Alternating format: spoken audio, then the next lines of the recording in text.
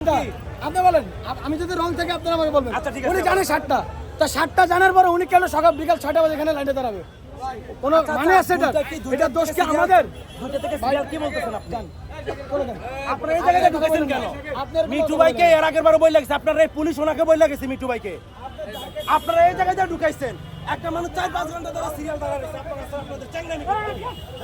নিয়ম দিচ্ছেন 7টা, আপনারা দুই জায়গায় যাচ্ছেন লোক ঢুকান কি জন্য? দুই জায়গায় যা লোক ঢুকান কি জন্য? আউটগেটে গাড়ি বের হবে, আউটগেটে আপনার সরকারি লোকদের ঢুকাতেছেন, তারপরে আপনারা ওই যে প্রাইভেট কার ঢুকাতেছেন। প্রাইভেট কার আর গাড়িগুলি কি আউটগেটকে ঢুকে না ইনগেটকে ঢুকে? 7 ঘন্টা মানে 11টা থেকে নিয়ে এই পর্যন্ত আমার গাড়িতে তেল নাই, ধাক্কায় নিয়ে আসছি এই পর্যন্ত। এখানে তো সব জনের গাড়ি বাইর হয়, এখানে যদি আবার গাড়ি ঢুকে তাহলে আমরা কেন সিরিয়াল ধরে এত ঘন্টা ঘুরে তারপর আমাদের এখানে আসতে হচ্ছে? আইসা শেষ পর্যন্ত আমরা তেল পাইতেছি না, গাড়িতে না 1 ফুটা তেল। আধা ঘন্টা একটু সময় দেন, আধা ঘন্টা বাড়ায় দেন। মানে আমরা বাংলাদেশের নাগরিক, হয়তো এটা আমাদের দুর্ভাগ্য। তা না হলে আমার টাকা আছে, আমি তেল পাচ্ছি না। মানে আমার টাকা থাকার পর আমি তেল পাচ্ছি না, আমি আমার মৌলিক অধিকারই পূরণ করতে পারতেছি না। সরকার বলতেছে তেল আছে, আমরা তার সরকারের বক্তব্যে সন্তুষ্ট। আপনার তেল আছে, আমাদেরকে তেল দেন।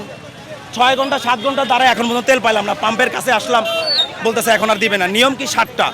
নিয়ম করতেছেন ঠিক আছে, আমরা যে তেল পাচ্ছি না। প্রত্যেকটা মানুষ, বাইকারদেরকে দেখান, প্রত্যেকটা মানুষের ট্যাঙ্কি একদম খালি। এরা বাসা যাবে কীভাবে? যেমন আমি ইভেন আমার নিজের বাইকের ফুয়েল একদম খালি। তো আপনি একদিক দিয়ে বলতেছেন, সংসদে বলতেছেন তেল আছে, আমরা এসে তেল পাচ্ছি না। তো ব্যবস্থা করে দেন, কোন পাম্পে গেলে আমরা তেল পাবো সেই পাম্পের কথা বলেন। বা আপনারা যেহেতু যে কোনো জায়গায় প্রবলেম হলে সেনাবাহিনী নামান, আইন শৃঙ্খলা বাহিনীকে নামান, ও তৎপরতা রাখেন ওভাবে। তেল সিন্ডিকেট যদি আপনাদের থেকে শক্তিশালী হয় তাহলে তো আপনাদের আমরা যে আমাদের মৌলিক অধিকার এগুলো তার পাচ্ছি না। এখন কিছু বললে দেখা গেল যে আমরা সরকারের বিরুদ্ধে বলতেছি। ভাই, আমরা যদি 5-7 ঘন্টা দাঁড়ায়া যদি তেল না পাই, আমাদের তো আরও কাজ আছে।